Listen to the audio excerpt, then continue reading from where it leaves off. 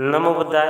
जय भीम. मित्र हो, मागील भागामध्ये आपण भगवान बुद्ध आणि त्यांचा धम्म द्वितीय खंड भाग 7वा स्त्रियांची धम्मदीक्षा यामधील चंडलिका प्रकृतीची धम्मदीक्षा याचे वाचन, श्रवण आणि मनन केले होते.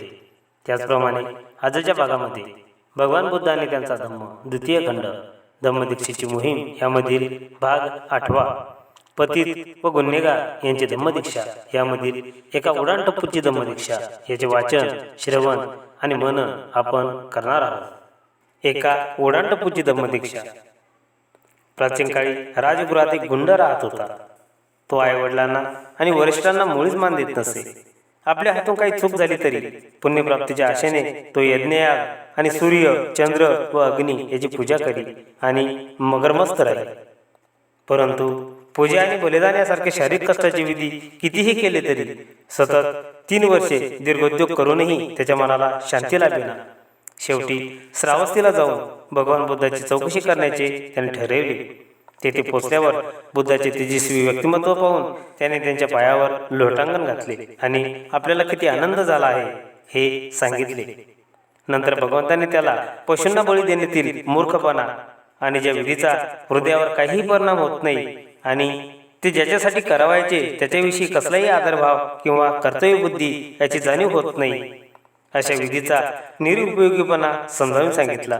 आणि शेवटी भगवंतांनी अशा काही तेजस्वी गाथा म्हटल्या की त्याच्या मुद्रीवरील तेजामुळे आजूबाजूच्या सर्व प्रदेशासह ते स्थान प्रकाशमय झाले. तेव्हा ग्रामस्थांनी विशेषतः मुलाचे आईबाप त्याची पूजा करण्यासाठी तिथे आले. मुलाच्या त्या मातापित्यांना पाहून आणि आपल्या मुलाविषयी त्याने सांगितलेली हकीकत ऐकून बुद्धाने स्मित गेले आणि पुढील गाथा म्हटल्या. थोर पुरुष हा संपूर्णपणे निर्गीच्छ असतो. तो स्वतः स्वयंप्रकाशित असतो आणि तो प्रकाशातच राहतो. जर एखाद्या वेळी त्याच्यावर दुःखाचा आघात झाला तरी तो विचलित होत नाही. निर्भयपणे तो आपली बुद्धिमत्ता व्यक्त करतो. शहाणा मनुष्य ऐहिक व्यवहाराशी आपला संबंध ठेवित नाही. संपत्ती, संतती, जमीन जुमला याची त्याला इच्छा नसते.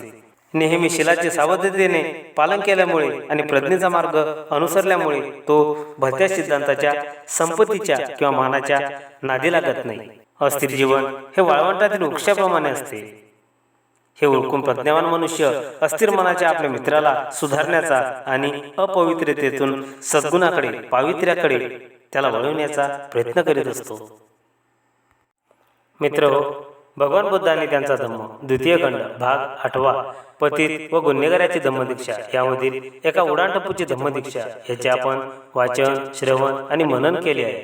यानंतर भगवान बुद्ध आणि त्यांचा धम्म द्वितीय खंड धम्मदीक्षेची मोहीम भाग 8वा पतित व गुन्हेगार याची धम्मदीक्षा यामधील अंगुलीमाल नावाच्या दरोडेखोराची धम्मदीक्षा याचे वाचन, श्रवण आणि मनन आपण नेक्स्ट व्हिडिओमध्ये करणार आहोत. म्हणून नेक्स्ट व्हिडिओ अवश्य बघा. जय भीम, जय बुद्धाय.